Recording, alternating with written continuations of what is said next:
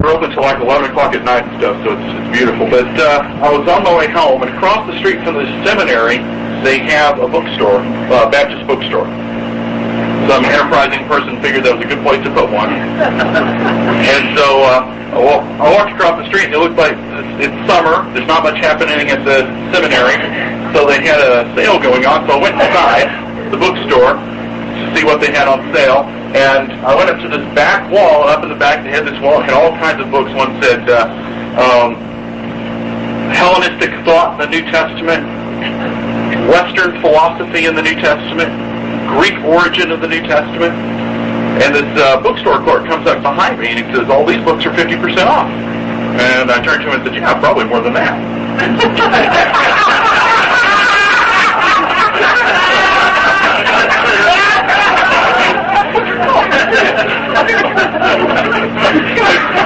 There's a lot of talk today in getting back to the New Testament church. But what are two things the New Testament church didn't have? They didn't have a New Testament, and they didn't have a church. Okay? So when Paul was teaching the Bereans in Acts chapter 17, what did they do? They checked, they were looking to see if what Paul was teaching could be found in the Scriptures.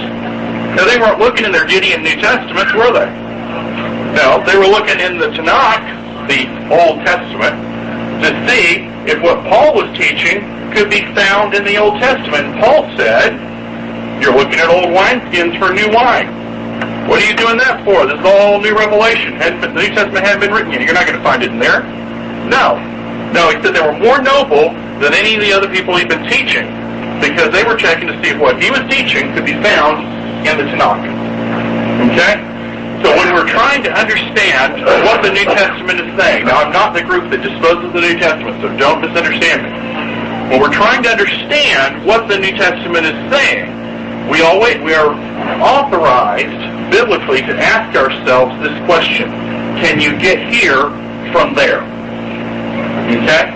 So if you think that the New Testament is, disposing of the Sabbath, go look, can you get here from there? You can't. Okay? Now, the first believers in Yeshua, way back in ancient times, going back to the first century, was a little Jewish sect called the Nazarenes.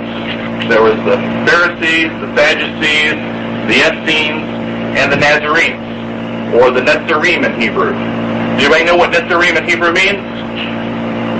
Obviously. Anybody else? It means Nazareth. Well, that's part of it, but what does it mean? Branches.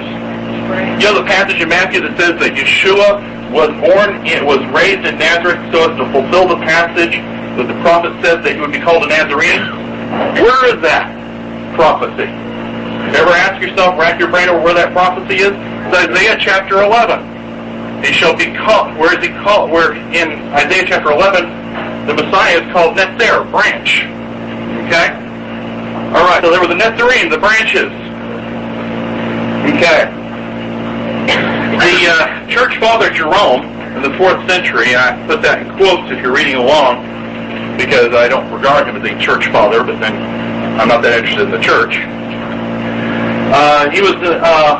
He described this sect of the Nazarenes as, quote, those who accept Messiah in such a way that they do not cease to observe the old law. That made them heretics, of course. And then there's a more detailed description by Epiphanius, who was actually a Hebrew Christian, a Hebrew Catholic, if you will. He said this, he said, but these sectarians did not call themselves Christians. By the way, you'll see a lot of ... dots in this. That's because Epiphanius' description of the Nazarenes actually goes on for several pages. And all I did was cut out his anti-Semitic remarks. Okay? And this paragraph is what's left. Well, I mean strongly anti-Semitic remarks, about how they were, how terrible they were. Because these sectarians did not call themselves Christians, but Nazarenes. However, they are simply complete Jews. They use not only the New Testament, but the Old Testament as well, as the Jews do. They have no different ideas but confess everything exactly as the law proclaims it, and in the Jewish fashion, except their belief in Messiah, if you please. For they acknowledge both the resurrection of the dead, the divine creation of all things, and declare that God is one. and that his son, Yeshua the Messiah, they are trained to a nicety in Hebrew. For among them, the entire law, the prophets, and the writings, that's the Old Testament, the 3 sections, are read in Hebrew, as they surely are by the Jews. And they are different from the Jews and different from the Christians only in the following. They disagree with Jews because they have come to faith in Messiah. But since they are still fettered by the law, circumcision, the Sabbath, and the rest, they are not in accord with Christians. They are nothing but Jews. They have the good news according to Matthew in its entirety in Hebrew, for it is clear that they still preserve this in the Hebrew alphabet as it was originally written. Okay. Let me pause here, and you'll note that in that particular paper, I wrote Yeshua, and there's a lot of people there going like that, you know, and people walking by around outside back and forth are probably going to get sucked into the building from the suction. Okay. There's two Hebrew words, Yeshua and Yahushua. Okay? Or Yahshua. Okay, the reason I say Yahushua, it's all over the place here. Let me show you one. I'm just pronouncing that Bob right there. You guys do something with it. At any rate, there were 2 names. Yahushua, which means Yahweh is salvation, and Yeshua, which is just the Hebrew word for salvation. Like the Lord my God, or Yahweh my God. Yeah, let me get this right. Yahweh my Elohim is my strength and my song. He also has become my Yeshua. Okay? And so Yeshua was a very, very common name in the first century. In fact, they know that because they go to the tombs and they take the names off of the tombs. And being named Yeshua in the first century was about like being named James today. Okay? But Yeshua was short for Yahushua. In other words, if your name was Yahushua or Yahshua, it would be common for people to just call you Yeshua. Okay? Just like today, if somebody's name is William, it'd be common to just call him Bill. Okay? So, I don't deny that Yeshua is Yahshua or Yahushua. Okay? And that's not the point here. I generally, in fact, many of my close associates use Yahshua more often.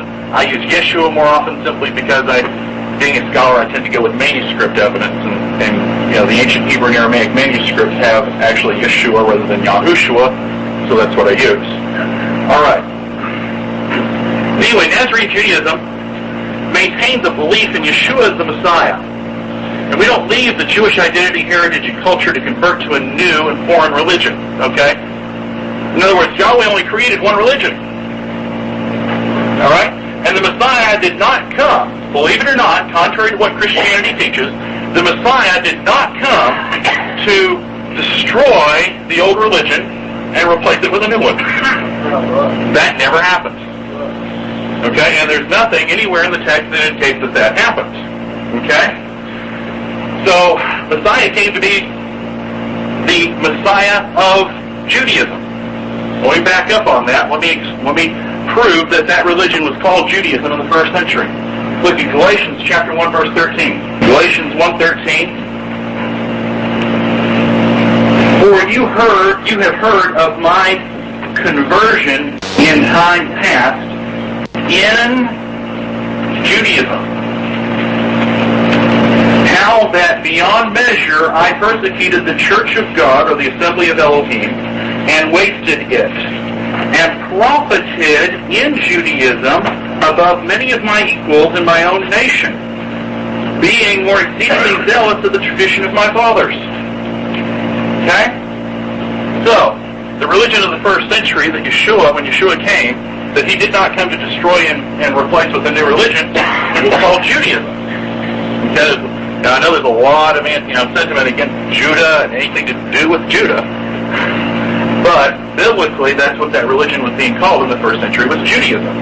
And then in Acts 24, verse 5, speaking about Paul, it says, For we have found this man a pestilent fellow, and a mover of sedition among all the Jews throughout the world, and a ringleader of the sect of the Nazarenes.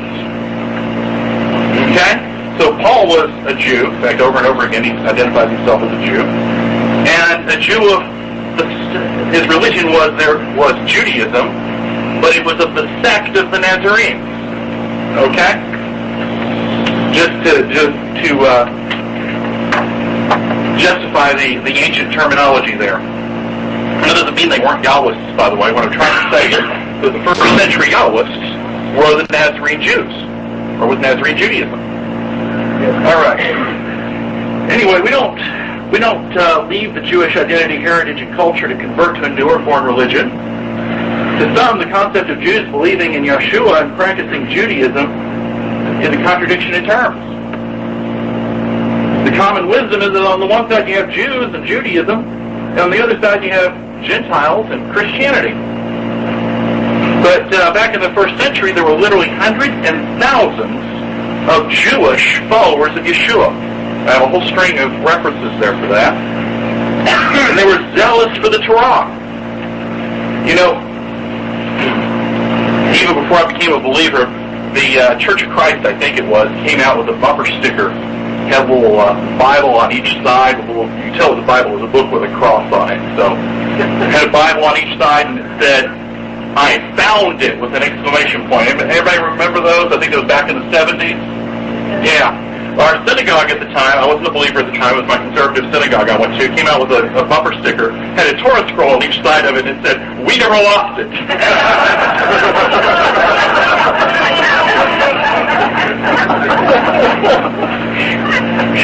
Anyway, they were zealous for the Torah, and they met in synagogues. Okay?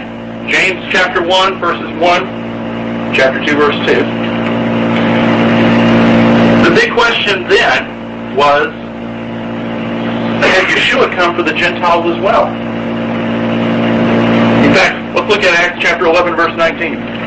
They which were scattered abroad upon the persecution that arose about Stephen traveled as far as Phoenice and Cyprus and Antioch, proclaiming the word to none, but unto the Jews only. This was the Jewish movement exclusively until Acts chapter 10 and Acts chapter 15. Acts chapter 10 was kind of an exception, and then Acts chapter 15. And the big issue then, get this, the big issue then was, in Acts chapter 15, if a person had to become Jewish to become a believer in the Messiah, or to be saved. Right? That was the big issue in Acts chapter 15. Now we've done a complete 360 degree. Now, people question whether you can believe in Messiah and remain Jewish. It's the greatest paradox in history. Okay. We're seeking to put Yeshua back into the context of first century Judaism. Okay? Nazarene Judaism is a spiritual renaissance. It's a revival and a return to the pure faith of the first century Nazarenes. It's a return to the Tanakh, to the root of the olive tree, for both Jews and Gentiles. Now, there's been a lot of talk about how much the house of Ephraim should have to do with the house of Judah. Now, I will start out by saying that I believe in the concept of the house of Ephraim. Okay? And I believe in the concept of the house of Judah. I used to not believe that. When I was, my original belief was that amongst my people, all 12 tribes were preserved, and that Anglo-Israelism was, so much nonsense. And a good friend of mine, Dr. James Tabor, how many know James? Jim Tabor? Okay? Jim's a good friend of mine. And remember I told you about how I became a sacred name believer by losing a debate? Well, I became a believer in Ephraim by losing a debate. Jim pointed out to me a number of passages in which the two houses are reunited in the last days, which means they can't be already reunited right now. Okay? You can see that. So the house of Ephraim has to be out there somewhere. Now, there's a lot of research from from Orthodox Jewish scholars, Yair Davidi and John Hawley, for example, indicating where these Ephraimites went. Okay? So, at any rate, what I want to say is that I do believe in the concept of Ephraim and Judah. And some of the anti-Semites, of course, then they say that the people claiming to be the house of Judah today are all Khazars, and that the Yahwist movement or whatever encompasses all of Israel. okay, they had the same problem that I had before I accepted Ephraim. And that is that if the prophecies are true and two houses get to be reunited in the last days, then you have to have two houses right now. And they have to be reunited at some point down the line. Therefore, you cannot say that the Jews are not the real Jews. Okay? Because you have to have a distinct house of Judah, just like you have to have a distinct house of Ephraim. Good point. All right. Now, let me examine how many of you believe in the reunion of the two houses. Yeah, I thought I'd get a good show of hands on that one out here. Okay. Now, let me ask you a question. Well, let's just look at a passage here. Famous passage on this. Let's look at Ezekiel chapter 37, verses 15 through 17. Do we have a microphone where somebody else could read that if I had some volunteer to read it? Somebody else? Anybody would like to read that? Anybody? Well, I can read it if need be. All right. Verse 15 on down. 15 on down. Now, I'm going to say, my style is I tend to interact with the audience in case you haven't noticed by now. Okay? So, but I will ask you to keep your questions to the end. Believe me, I expect questions. So, go ahead. Could you please read that? The word of Yahweh came to me, son of man, take a stick of wood and write on it, belonging to Judah, and the Israelites associated with him. Then take another stick of wood and write on it, Ephraim, stick, belonging to Joseph, and all the house of Israel associated with him. Join them together into one stick, so that they will become one in your hand. Then your countrymen as you, when your countrymen as you, won't you tell us what you mean by this? Say to them, this is what the sovereign Yahweh says. I'm going to take the stick of Joseph, which is Ephraim's hand, and make the Israelite tribes associated with him, and join Judah's stick, making them a single stick of wood, and they will become one in my hand. Hold before their eyes the stick you have written on, and say to them, this is what the sovereign Yahweh says. I will take the Israelites out of the nations where they have gone. I will gather them from all around and bring them back to their own land. How far are you going? Where do you want me to go? Verse 19. We'll read the next 22. All right. I'm sorry. Okay. At any rate, now that's a beautiful, beautiful piece of prophecy. And again, it's one of the key passages that talks about the reunion of the two houses. And we're going to go into this in a little more detail and find confirmation from a number of other passages, but there's a little nuance to this passage a lot of people don't notice. The house of Ephraim, the stick of Ephraim, when this reunion happens, is brought over to the stick of Judah and joined to the stick of Judah. Do you see that? Not vice versa. Okay, so if you're an Ephraimite, you're waiting for the house of Judah to come around to you, you're going to wait for a long time because that ain't going to happen. There's a consistent set of prophecies in the Scriptures, and we're going to look at some more, whereby when this reunion takes place in the last days, it at least begins with Ephraimites turning to Judah, turning to the house of Judah. By the way, whether you realize it or not, hearing people come up and introduce themselves and giving brief testimony, time after time after time, I heard them tell about how they discovered the Sabbath first, then the feasts. I'm sitting here saying, well, what were they doing? What were they doing? They were turning to Judah. The Ephraimites hadn't been keeping those feasts. The Ephraimites hadn't been keeping the Sabbath for up until maybe the Seventh-day Adventist movement and the movements that sprang forth from that, the Seventh-day Baptists and whatnot. But by and large, these were elements of Judaism. Okay? Now, nobody was keeping the feasts, and then bam, Ephraimites started keeping the feasts. These were all elements of Judaism. Okay. Now, this prophecy carries over into Romans chapter 11. By the way, the word for sticks there, stick, in Ezekiel there, is the Hebrew word, well, here, I'll just write it in English. Et means stick or tree. Alright? Stick or tree, or a piece of lumber. Okay? Now, There's another prophecy where we read about two etzim, two trees. One, and that is in Romans chapter 11, isn't it? Two olive trees. Okay? And who do these two olive trees represent? Two houses of Israel, don't they? Alright? So we're going to label one Judah and one push up an Ephraim. Alright. EPH. Ephraim. Okay? Now, one of these olive trees is described as being a cultivated olive tree, and the other one's a wild olive tree. And I think it's very obvious that Judah was the cultivated, and Ephraim was the wild olive tree. Okay? And in Romans chapter 11, branches are being broken off from Ephraim and grafted in where? Ever noticed that before? No. Okay? Not the other way around. Okay? And what are they told about the natural branches? Not to boast against, well, also, but not to boast against the natural branches. Okay? So, we shouldn't be boasting against the natural branches. Well, there shouldn't be. I can't say we because I'm Judah. But there shouldn't be boasting against the natural branches, okay? Now, why does it say you shouldn't boast against the natural branches? Why does it say that? In Romans 11.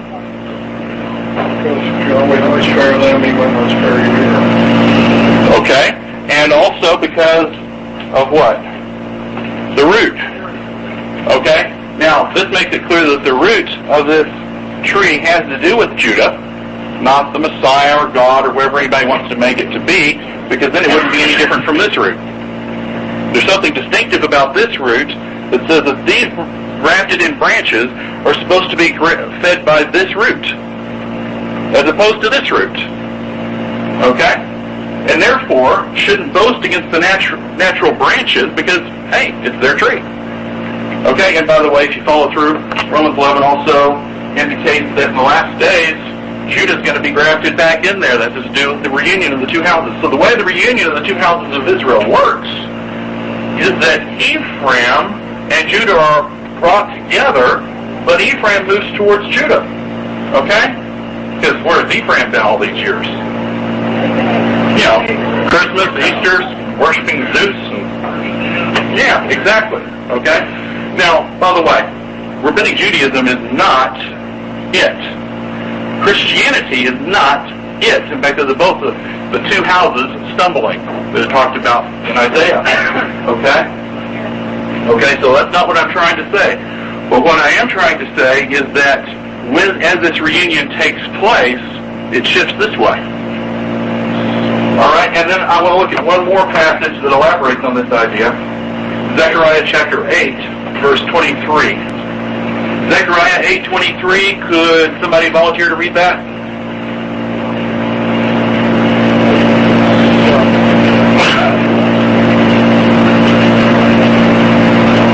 Thus saith Yahweh of hosts, in those days 10 men from all languages of the nations shall take hold, yea, they shall take hold of the edge of the garment of a man of a Yahudite, saying, Let us go with you, for we have heard that Elohim is with you.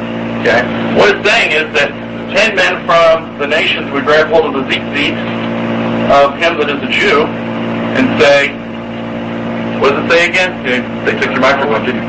Yeah. We'll go with you. Yes, we will go with you. Okay? And now who would 10 men from the nation seem to represent? Israel. Israel. You see this consistent prophetic picture here? Okay? Okay. So, I hope that kind of answers at least the question on my position on how much Judaism I think should be involved. Okay? Now, let me get back to, that was kind of a tangent, so let me get back here. Nazarenes refrain from calling themselves Christians. The first use of the term Christian was in Antioch among the first Gentile followers of Yeshua, and to describe the Gentile followers of Yeshua. Nazarenes Nazarenes are Yahweh and do not feel compelled to completely censor the use of the name. They were, in some cases, martyred for publicly reciting a drosh, that's a sermon, if you will, or a exposition on a passage, on Psalm 110, verses 1 and 2, in which the name was used while connecting Yeshua to the right, or Yahshua, to the right hand of Yahweh. Okay? Nazarenes recognized the seventh day, Friday evening to Sunday evening, as being the Sabbath. We still observe the rite of circumcision for Israelites. Very careful to use that word there.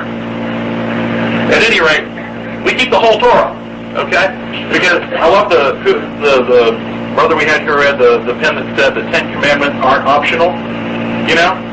Well, neither the 613 Commandments.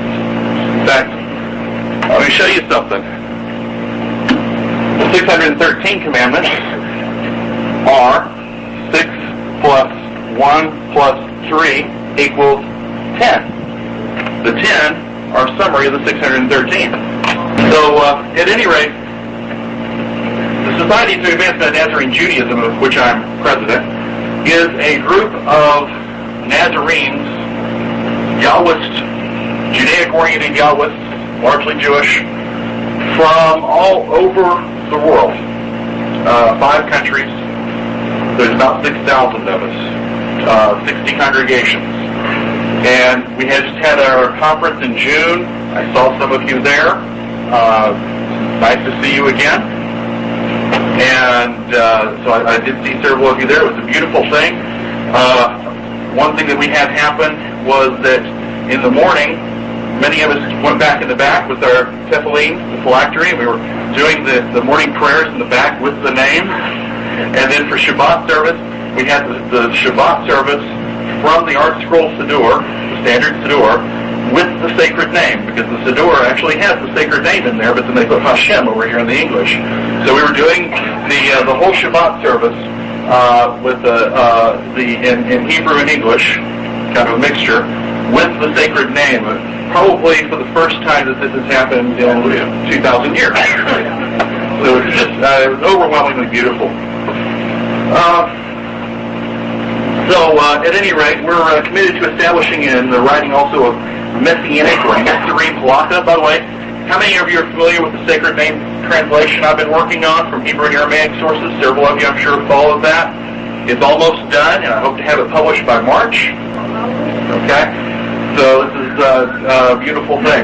The Association of Torah Observant Messianics, I don't know how many of you have heard of that. Okay? Very Orthodox-oriented Messianic Jewish organization. 6 months ago, they started using the sacred name, and they hopped on board with us, and they started using the sacred name. So they put up an article on their website for calling for all Messianics to start using the sacred name. So the International Nazarene Beit Din is we have a Beit Din. How many of you know what a Beit Din is? Okay, it's the court of elders that, like you talked about in the Bible, that make halakhic decisions to try and figure out what the Torah means to us and how we keep it collectively. That's the standard of what we understand the Torah to mean. Like divorce and things like that? Right, that sort of thing. Okay. Let's move on to the next page here. Because I want to elaborate on the ancient Nazarenes particularly and the use of the sacred name. Tell us what halakha. Halakha, I'm sorry. See, I use this terminology like it's English or something.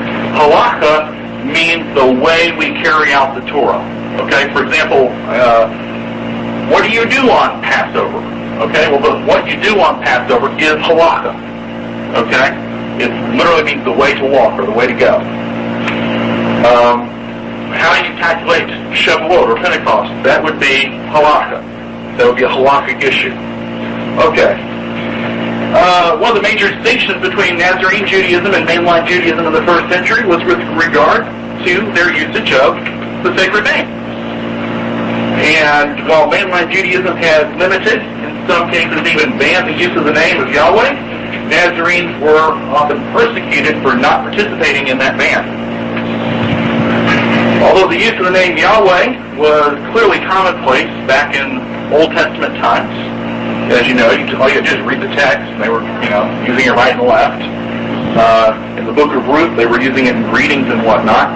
By the first century, it was being used only on the temple grounds. In fact, the Mishnah, Sotah 7:6, says, in the sanctuary one says the name as it is written, but in the provinces with a euphemism. Euphemism means you just substitute another word in place of the name. They also used it even in greetings in the temple grounds, and that's also in Mishnah Berachot 9:5. The first century Jewish historian Josephus mentions the ban on using the name of Yahweh. He writes about Exodus chapter 3 in Antiquities 2:12-4. He says, whereupon, and I'm quoting from somebody else, so I've got God there.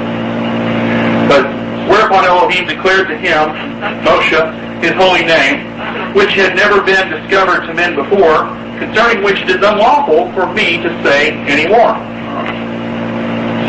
This ban on speaking the name of Yahweh even seems to have been almost universal by the first century. Even the famous non-conformist group at Qumran refused to use the sacred name.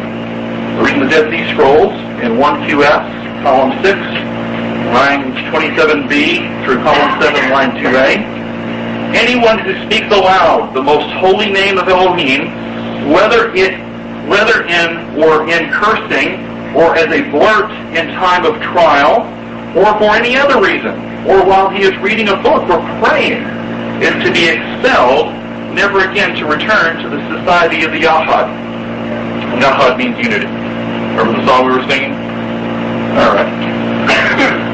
After the destruction of the temple in 70, the Pharisaic Jews banned the use of the name of Yahweh altogether. The new philosophy was that the name was to be hidden and to be kept secret.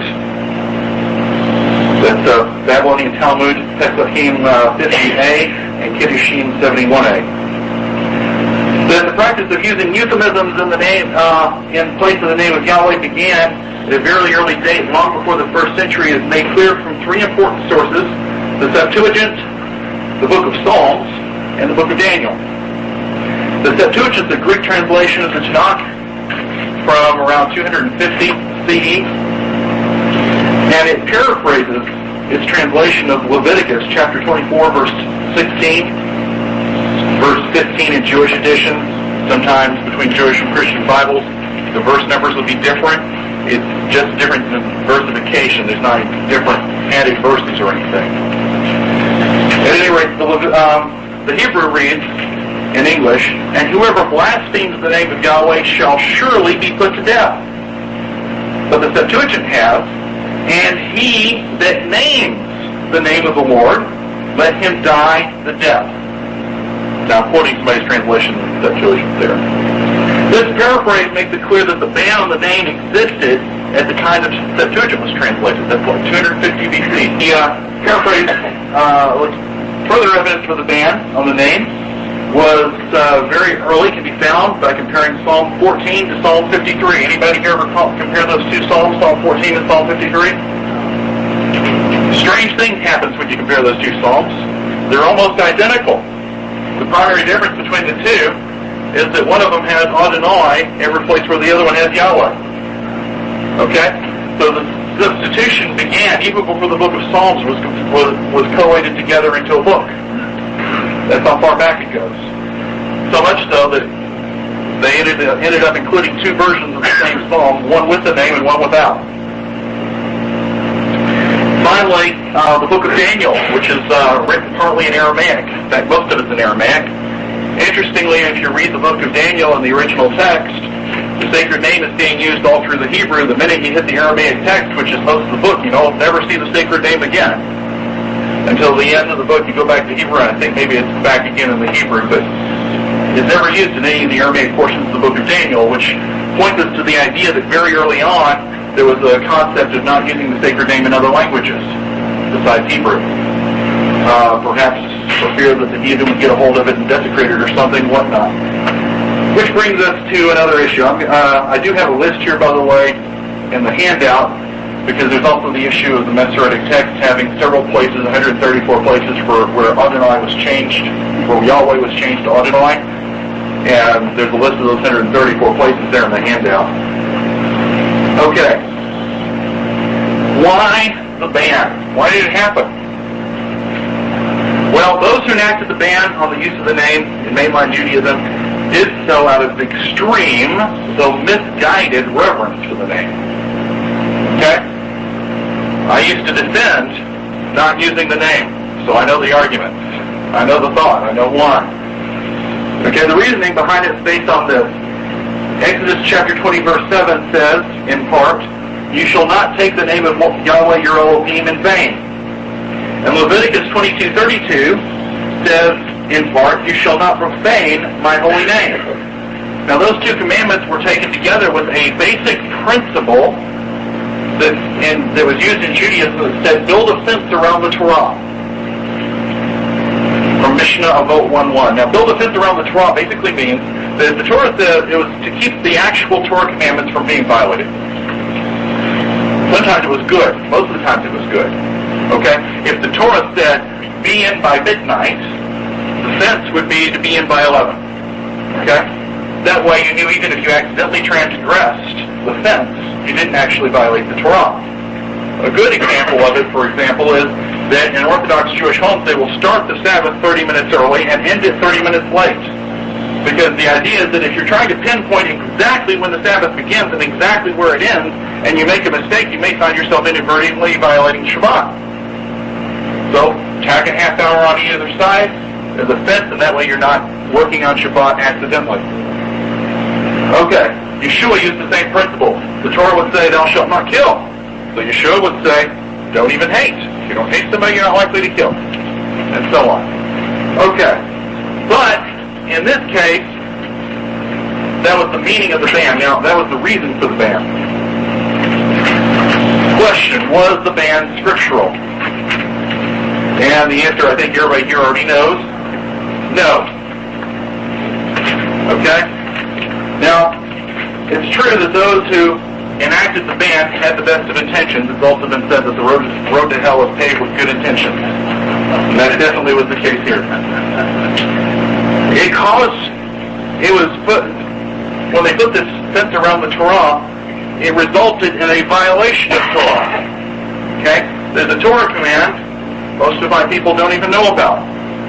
The next is chapter 9, verse 16. It's not really written as a command, but it comes out that way if you isolate it. It says, my name shall be declared in all the earth. Yes, hallelujah. Okay? There's a lot of other statements from the Tanakh that conflict with the concept of keeping the name hidden or secret. In fact, I'll debate with somebody and they'll say, what I used to say, well, we don't know how the name is pronounced. Therefore, we don't know what the name is. So we'll just use Jehovah or something. Well, then I'll say, well, could you please read Isaiah 52:6 to me? And they pick up the Bible and I start reading, my people shall know my name. So, are you saying you're not his people?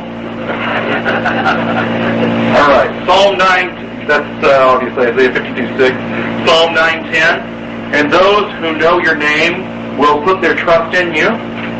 Psalm 91:14, I will deliver him, I will set him on high because he has known my name.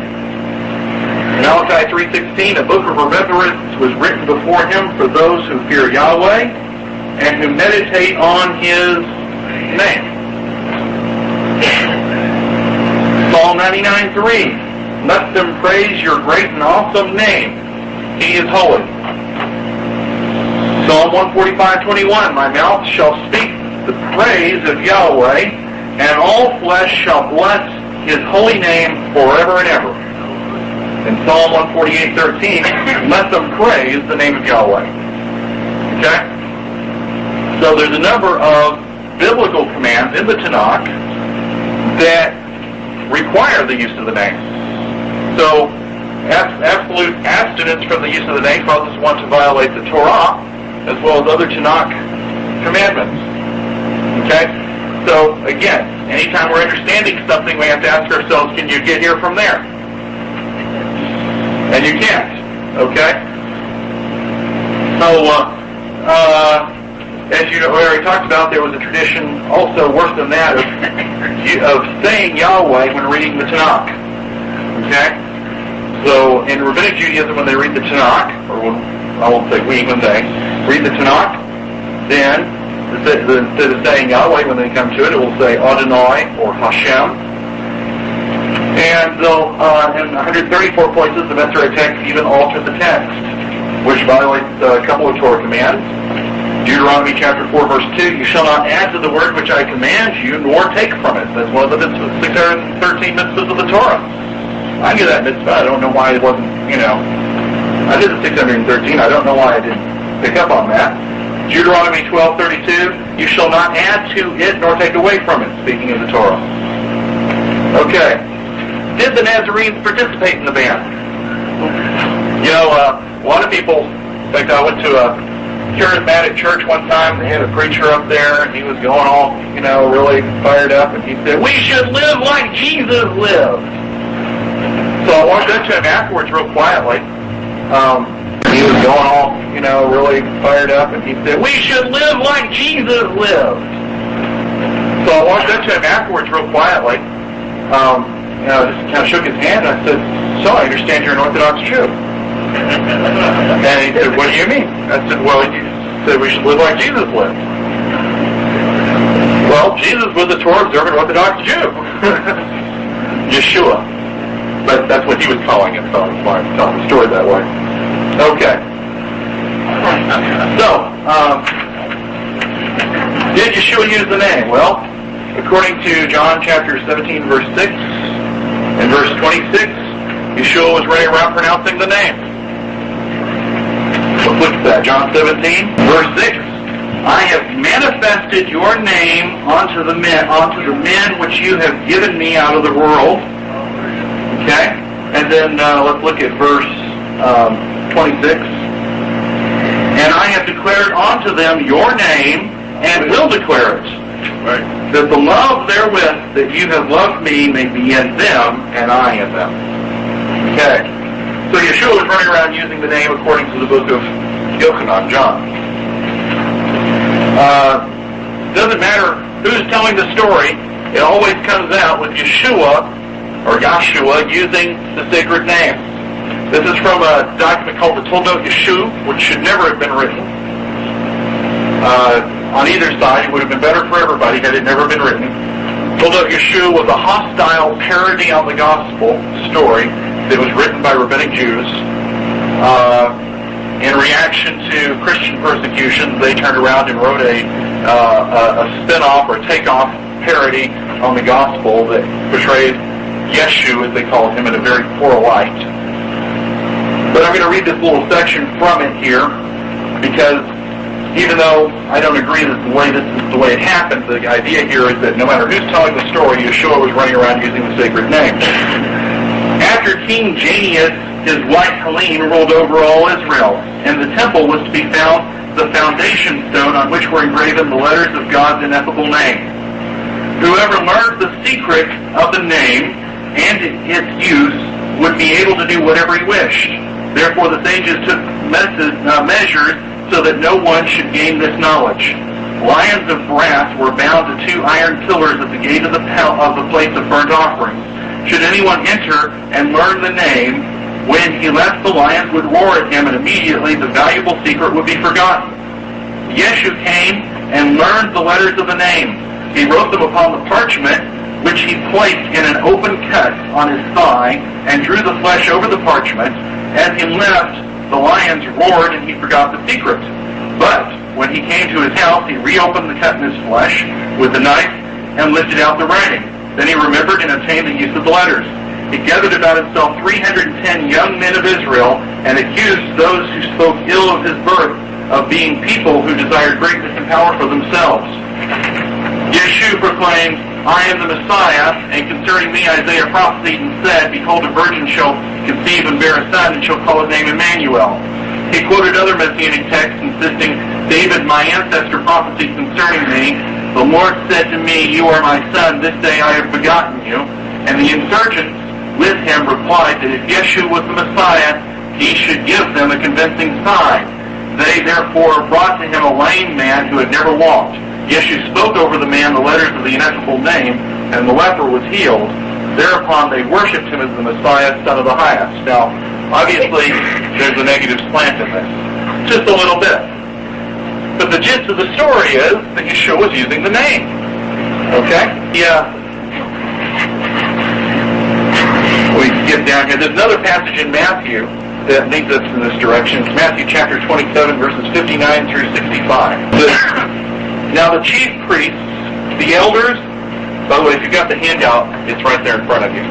Now the chief priests, the elders, and all the council sought false testimony against Yeshua to put him to death, but found none.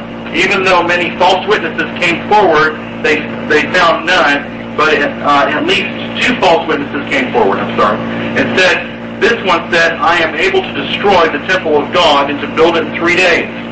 And the high priest arose and said to him, do you answer nothing? What did these men testify against you? But Yeshua kept silent, and the high priest answered and said to him, I adjure you by the living God that you tell us if you are the I adjure you by the living Elohim that you tell us if you are the Messiah, the Son of Elohim. Yeshua said to him, It is as you said. Nevertheless, I say to you hereafter, you will see the Son of Man sitting at the right hand of the power and coming on the clouds of heaven. Then the high priest tore his clothes, saying, he has spoken blasphemy. What further need do we have of a witness? Look now, you who have heard his blasphemy. Now you note the phrase, Temple of Elohim there, in verse 61. That phrase never appears in the Tanakh. It's always Temple of Yahweh. Okay? The reference, by the way, is Matthew 26, not 27. I'm sorry. You might want to correct that on your handout. My mistake. Now the phrase, okay, that phrase never appears. It's always Temple of Yahweh.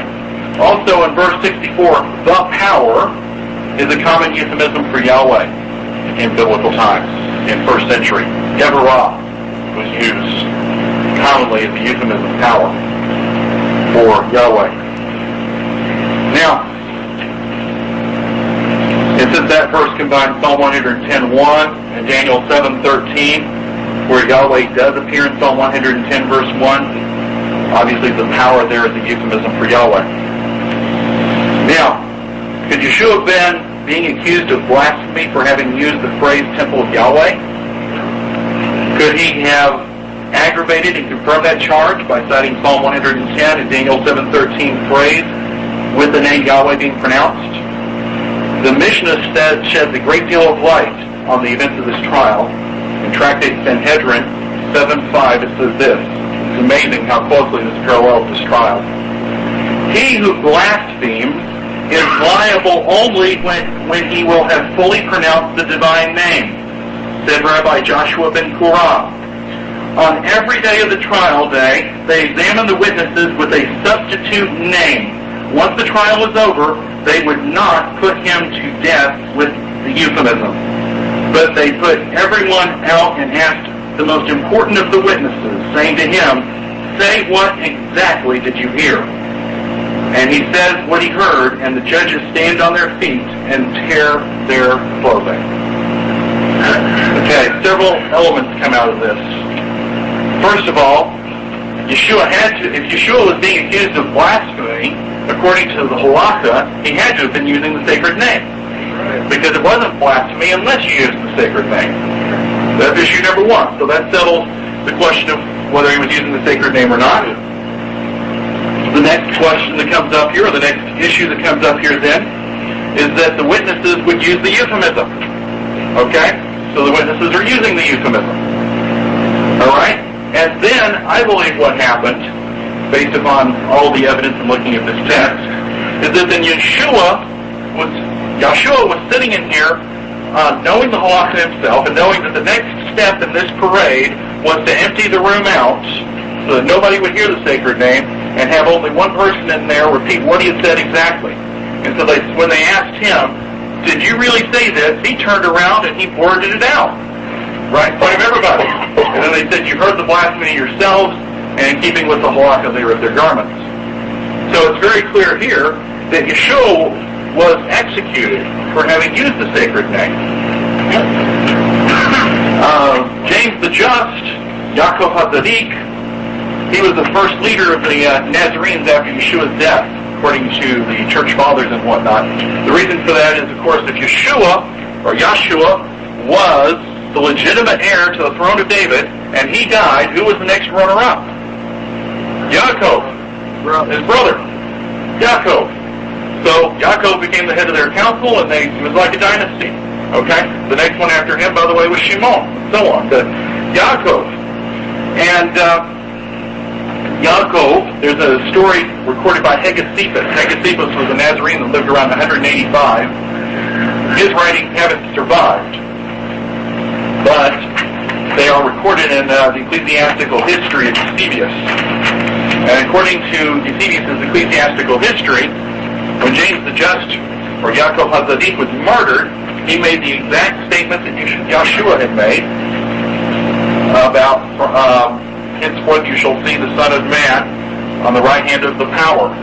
And I think he used the sacred name again. I think that was the straw that broke the camel's back. They were trying to get him to recant his belief in Yeshua. And they said, stand upon the temple here and recant your belief. And he turned around and said, henceforth you'll see the Son of Man at the right hand of Yahweh. And that was just too much. So that was it for Yaakov. Finally, in the book of Acts, chapter 18, verse 15, we read about Paul. Actually, in verse 12 it says that a certain group of Jews, probably Pharisees, made insurrection with one accord against Paul, according to Acts 18:12. Then verse 13 tells us that he persuaded men to work, that he was being accused of persuading men to worship Elohim contrary to the Torah, or to the law. Okay, he was later released by the Roman authorities because they said, according to verse 15, if it be a question of words and names of your law, look you to it, for I will be no judge of such matters. Now, what issue would be an issue of words and names? Paul was having a problem with them because he was running around working the sacred name. Okay? So the ancient sect of the Nazarenes didn't participate in that ban, and were running into trouble with their rabbinical counterparts as a result of that. Okay? With that, I'm going to go ahead and open up for questions. I'm sure that there's one or two. Oh, wait a minute. Well, the Imperious leader has one. Go ahead. George in the back this time. Right. You're right.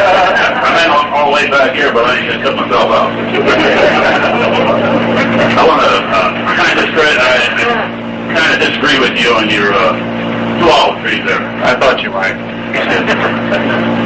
For a simple reason, I would say Judah was Israel. I'm sorry? I would say Judah there is Israel. Okay? Because he says that he makes it clear that we become part of Israel. Okay? Not just plain Judah. And we're grafted into the stump. Okay? The stump is not just Judah. It is Israel. Well, there's times that both houses are called Israel. But you realize we're leaving now the very main factor in the whole salvation plan, and that is the other nations of the world, other than Israel. And when Yahweh... to my mind, they're the joint heirs. This might be so, they join heirs, but nonetheless, in this particular instance here, when Paul is talking, he says in... let me grab my Bible here. So I'm taking it you don't subscribe to the two houses of Israel, two olive tree theory. I know of it. Okay. Well, I mean, like 90, I thought like 99% of y'all. Well, I just want to correct you and show you where you're wrong. I did so? Oh, yeah. Okay, I don't want to be rude. No problem. I'm just trying to comprehend this because turn to the book of Romans. This is the argument I usually get from Messianic Jews that don't use the sacred name and whatnot. Okay. So it's just like they might be right. Give over to chapter 9 of Romans. In your Bible. 24 says, even us whom he has called, not only from Israel, I will say, but also from the other nations of the world. As he says in Hosea, I will call them my people who are not my people, and I will call her my loved one who is not my loved one. And it will happen that in the very place where it was said to them, you are my people, and they will be called sons of the living Yah. And Isaiah cries out concerning Israel, though the number of Israel be like the sand of the sea, only a small remnant shall be saved. For Yahweh will carry out his sentence on the earth with speed and fidelity. Israel cries out that Yahweh would not be merciful, would be like Sodom and Gomorrah. And then he says in verse 30, what then shall we say? That the Gentiles, or the other nations of the world, who did not pursue righteousness. Now, I'm sure that you will not agree with me, but, you will agree with me, that Judah did pursue a law of righteousness. It did not have so for a long time. From time to time. From time to time. Very true. But according to Abraham's teachings, Paul's teachings, what did Abraham learn, or when was Abraham circumcised? Was it before or after? Or when did he receive the covenant of circumcision? Before or after he was circumcised? And Paul makes it before or after he was saved, you mean?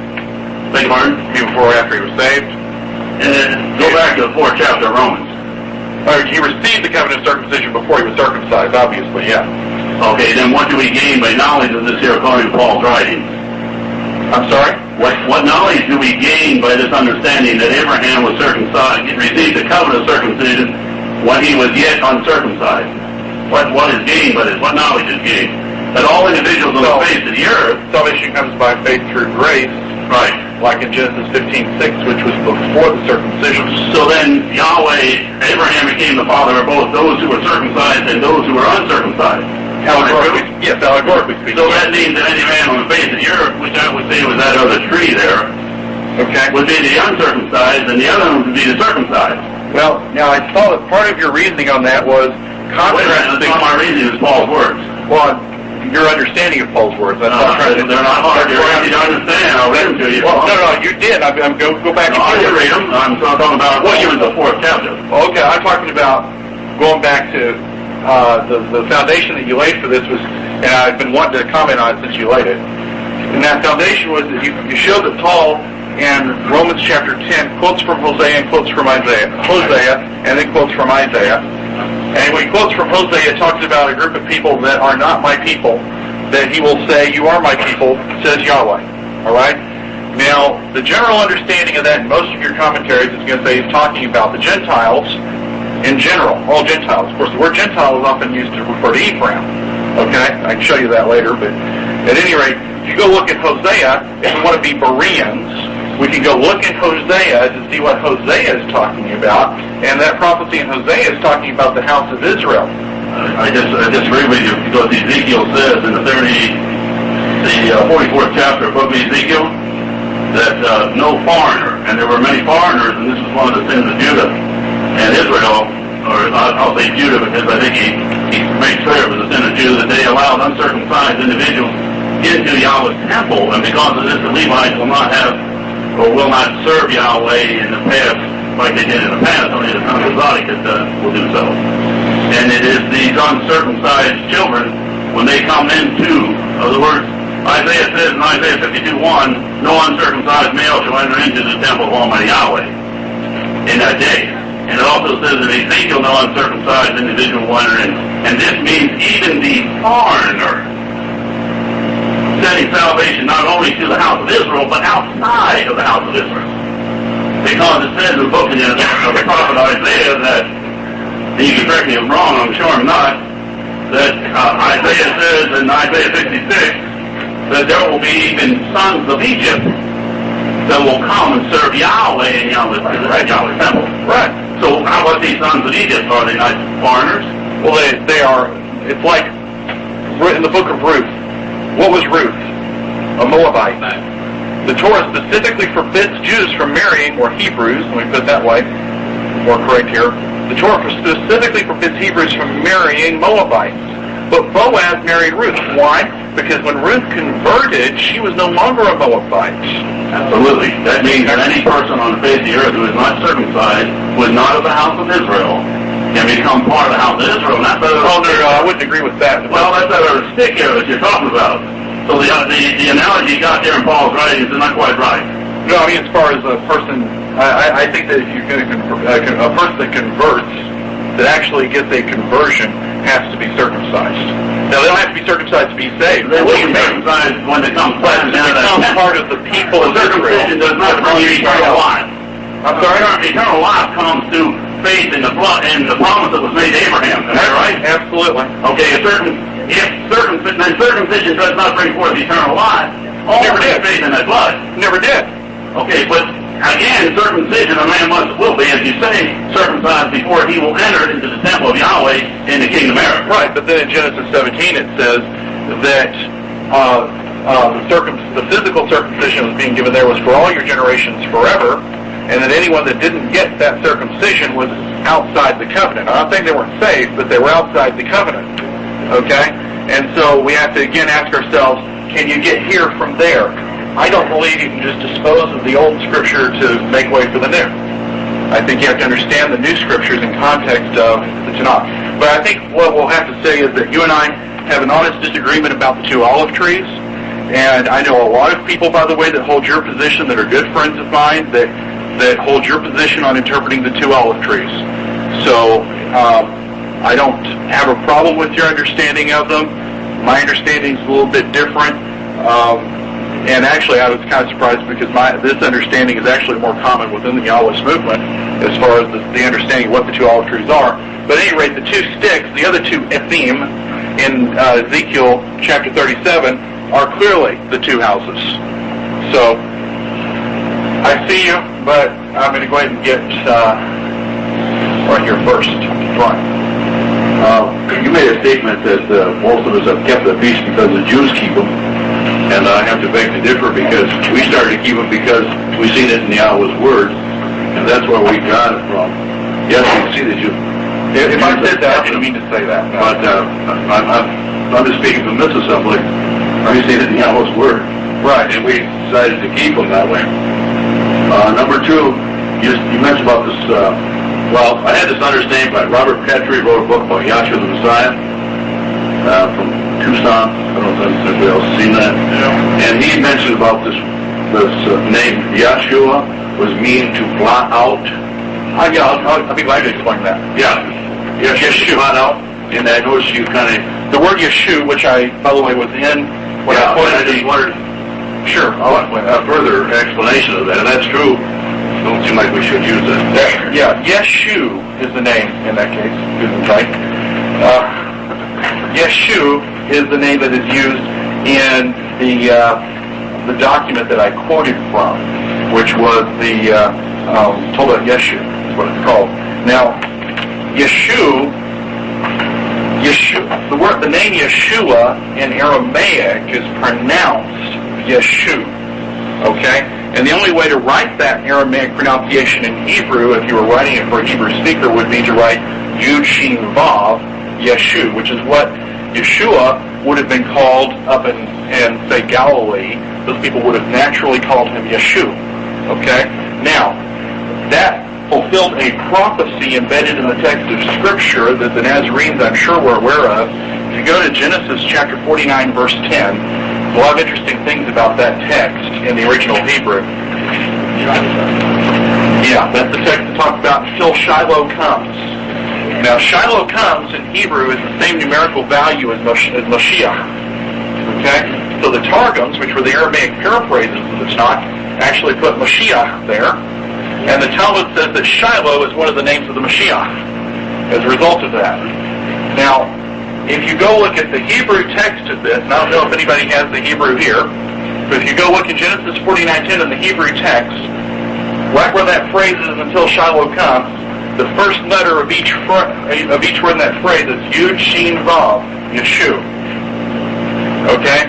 So that this information about him was more or less embedded in the Hebrew text of the Tanakh. Well, the rabbis didn't like that one bit, and so they came up with an alternate understanding of those three letters. They said they took it to mean to be the three Hebrew letters that stand for the words of the phrase, meaning that they need to be blotted out forever. Okay? So, and that's a horrible thing, okay? But that's not the only thing Yeshu means. Yeshu is actually the Aramaic pronunciation of Yeshua, which is short for Yahushua. In fact, Yeshua even appears in like 1st or 2nd Chronicles in the Masoretic text in one case. So, did that answer your question, I hope? No, this man just put forth that the Jews got to change that because they didn't want his name blotted out. They did not want his name to be mentioned anymore. He said that Yeshua was an attempt to get Yahweh out of Yeshua's name? No, that just the name Yeshua. Oh. Yeshua was to me to be blotted out so that they would never speak Yeshua's name again. They didn't want it. Right. Again. Right. That was the point. Right. And But that was it was a wordplay based upon a real pronunciation of the word. So, it's like I've got a friend whose name is Steve Elixir, and in debating with rabbinic Jews, he leads the Association of Torah Observant Messianics, by the way. In debating with rabbinic Jews, he's been jestingly and making fun of him. They've called him Steve Hellenizer. Okay? But he's not going to change his name and say, well, you shouldn't call me Elixir because people make fun of my name. So that's unfortunately very normal in religious debate to make fun of a name. And that's what they did. So, one minute, right back there. Yeah, the lady with the hat, she had something to ask a long time ago. So. Paul was called as an apostle of the temple, and the reason said that circumcision was nothing. And I'm sorry, which passage? Well, I don't really get often, but Paul said something like circumcision was nothing. And also Yahweh has promised to circumcise the hearts of Israel to write the Lord in their hearts. Right, that's from... Because actually the first circumcision in the flesh was not doing anything good according to what he had planned. So in this last dispensation, he's promising to write the word in their hearts, and that is another form of circumcision. That is what he's doing to us Gentiles today. And I don't believe that he has said to us that we should be circumcised in the flesh to become Messianic believers or Yahudi Israelis. Well, not women, certainly not. Women, certainly not. No, but for the men. Okay. Paul says it's not important. Let me address that. First of all, again, I don't believe we can discard what had been written before Paul because of something we understand from Paul. He himself told us that if it doesn't agree with the Tanakh, don't believe him. Now, I think it's just a matter of misunderstanding Paul, and I'm not going to go through trying to explain everything Paul ever wrote. I'm writing some commentaries on that now. But Paul was misunderstood, and he said he was misunderstood, and Keith said Peter said he was misunderstood. But I want to address this idea of having the Torah written in your heart and having a circumcised heart. How many of you think that's a New Testament idea? How many of you think that is a Tanakh idea? All right. This is, in fact, I've been teaching this up and down the Front Range of the Rockies because this is the Torah reading last week. Devarim chapter 8, actually chapter 10. Stand blew my page. Chapter 10, verse 16.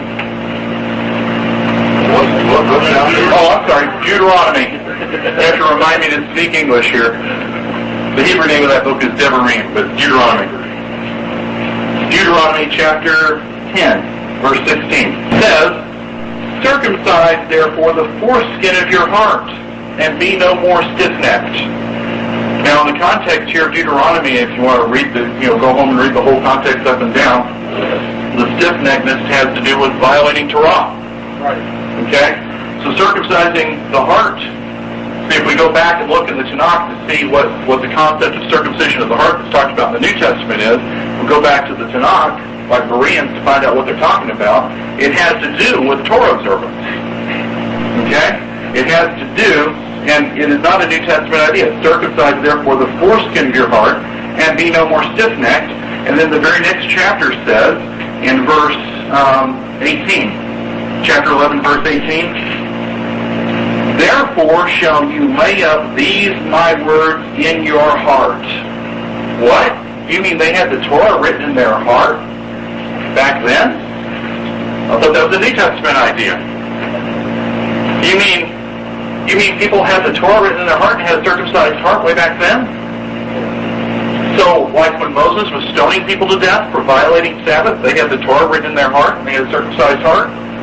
Now, when Moses was lining people up to stone them to death for violating the Sabbath, why didn't one of them raise their hand and say, excuse me, Moses, I have a circumcised heart. I have the Torah written in my heart. Do you think that would have flown? Moses would have probably looked at him and said, if you had the Torah written in your heart and had a circumcised heart, you wouldn't be here right now. Okay? So these are not new ideas.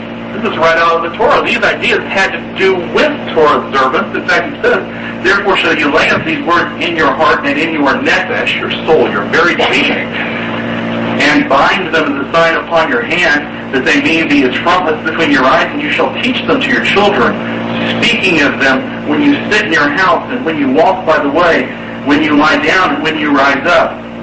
And verse 22, for you shall diligently keep all of these commandments which I command you to do, and to love Yahweh your Elohim, to walk all his ways, and cleave to him, and so on. In fact, the very first verse of chapter 11, therefore you shall love Yahweh your Elohim, and keep his charge, and his statutes, and his judgments, and his commandments, always.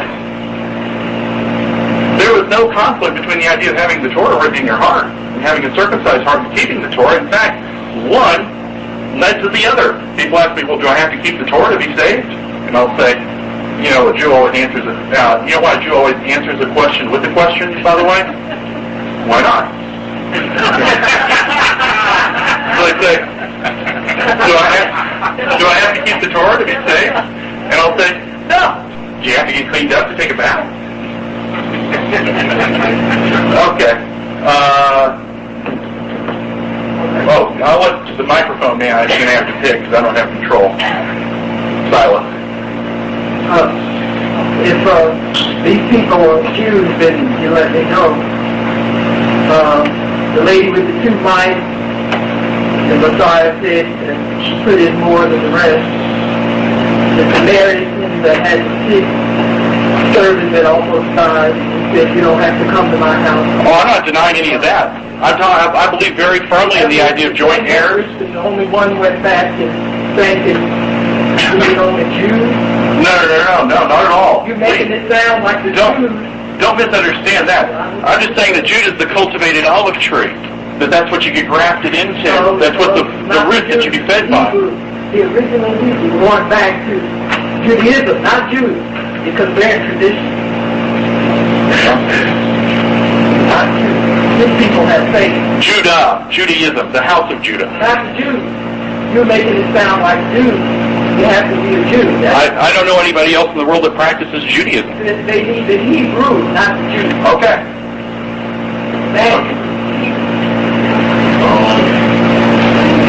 Lord, would you say that we still have to look to the 613 laws now as we are coming to the Hebrew?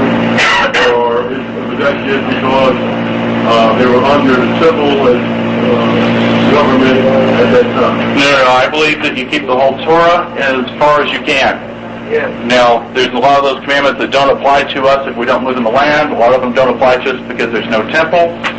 But personally, I believe that we keep the Torah. There's nothing been taken away from the Torah. Yeah, that's right. Yeshua didn't keep all the commandments. He didn't.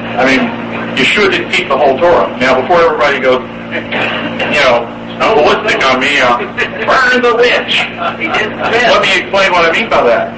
Yeshua never went to go be washed after his menstruation period. Okay? Now, that sounds silly, but there's a reasoning why I'm going through this. The reason is because there's a school of thought out there that says, I don't have to keep the Torah because Yeshua kept it for me. And that reasoning doesn't work if a woman can't say, I don't have to go be washed after my menstruation period because Yeshua did that for me. It doesn't. If it breaks down, it doesn't work. Okay? We have a misconception that has been programmed into us. That misconception is that you have been taught that Torah is bondage. How many have been taught Torah is bondage? The Scriptures teach that exactly the opposite is true. Okay? Yeshua said, the truth shall make you free. Now go look at Psalm 119, it'll tell you, my Torah is truth. All the commandments are truth. Okay? So, the Torah, let's just go back to the original story. The people were in Egypt and they were in bondage, right? And God promised them freedom, right? Yahweh. Yeah, sorry. And He brought them out of Egypt and He took them to Mount Sinai. What? To put them into bondage again? No, He promised them freedom and gave it to them. It's what's called the perfect Torah of freedom or liberty. Okay? In fact, Matthew chapter 11, verses 28 through 30. Yeah.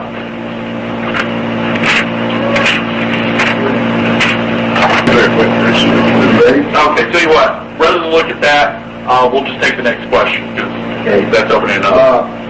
I'd like to comment on you. Yahshua uses the name in Matthew 27. When he hung on the tree, he says, Eli, Eli, lama sabachthani. And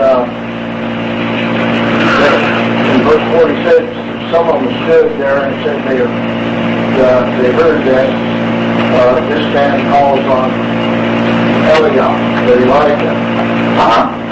And so it's my understanding Eliah means my mighty one Yah. Well, Eliah means, literally, my El is Yah. Well, this is the way I kind of thought it was. He was saying, my mighty one Yah.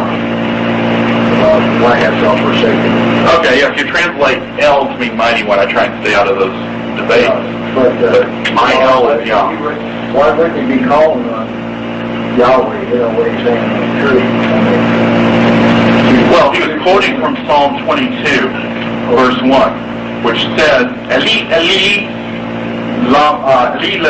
lama sabachthani in Hebrew. Now, the Aramaic is sabachthani, but they both mean the same thing, forsaken me.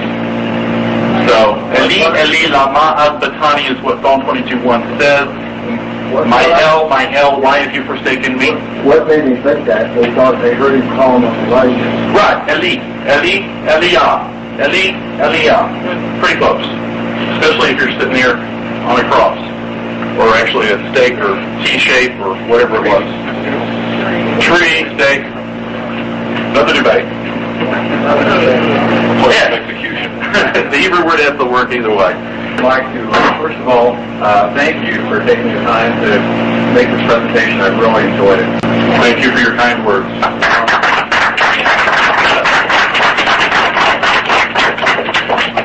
I have a question regarding something I kind of touched on yesterday during my introduction. In the Encyclopedia Judaica, it's in the article. The article is called God Names Us. Look it up, and in there it makes mention that during the time of Antiochus Epiphanes, when they under Syrian rule, they of course the Hanukkah story, they ruled over the Jews, the Hebrews. One of the rules or the laws that Antiochus Epiphanes enacted was one forbidding the mention of the name of the Heavenly Father. And then it goes on to say, of course, when Judah Maccabees gained the victory, they repealed that law. And of course, I made mention of how this is evidence that the original command to not speak the name was given by a heathen nation. But yet, according to what you were mentioning earlier, that this tradition against speaking the name began much earlier than this time frame. Would you care to comment on maybe your take on that? That's interesting. It's there's 3 pieces of evidence to take it back at least to 200 or 300 BCE. Actually, that would be right about the same time frame that you're talking about. So the Maccabean, the pre-Maccabean time period, the Seleucid Empire. So that's not one of the things they really had to enforce on our people. Unfortunately, I'm sad to say that it was something that we had already fallen into. Fallen into it hook, line, and sinker. There was the concept that you don't mention. Well, anyway, yeah, you're right. It's pagan. If I could just add another comment. Yes. I noticed that in your writing that you provided for us, which I really appreciate, you were very thorough. Thank you. You mentioned in the, I believe it's called Barricade 9-5, Right. where it says it was ordained that a man should greet his friends by mentioning a name, which that's a seemingly inviting way of the tradition that we should use the name. But then also you mentioned in, I believe it's called Sanhedrin 7:5, it's a very negative. They used it only limited to the temple grounds at that time, during the first century. Is there a reason why there's a good one and a bad one in the same quote in the Mishnah? Yeah, eat the date and spit out the seeds. There's good stuff in the Mishnah, there's bad stuff in the Mishnah. Yeah. I put also one more comment. Yeah. In the Unger's Bible Dictionary, it makes an allusion to the tradition that the high priest only spoke the name once a year in the Holy of Holies. And it adds a little note to that, so I think it's very interesting. I would like to hear your comment, your response to that. It says, according to Jewish tradition, it was pronounced but once a year by the high priest on the Day of Atonement when he enters the Holy of Holies. But on this point, there is some doubt. Yes, it's a late tradition and it doesn't hold much water because the Mishnah is much earlier, and the Mishnah indicates that the sacred name was being used as commonplace on the temple grounds during the first century. So, but it wasn't being used in the rest of the city, only in the temple grounds. Well, I think we better close, but I think you could, if somebody's going to stay around later on. Sure, I'll get what's on the page, but not everybody got these since they ran out. We have a website at www.nazarene.net, and we also run a YHWH list server or email discussion group. Okay, so you're welcome to subscribe to that, and you can do that from our website. And anybody that's not on the internet, our address is P.O. Box 471, First Texas 76053. 284-7039. Thank you very much for having me and being tolerant. Thank you.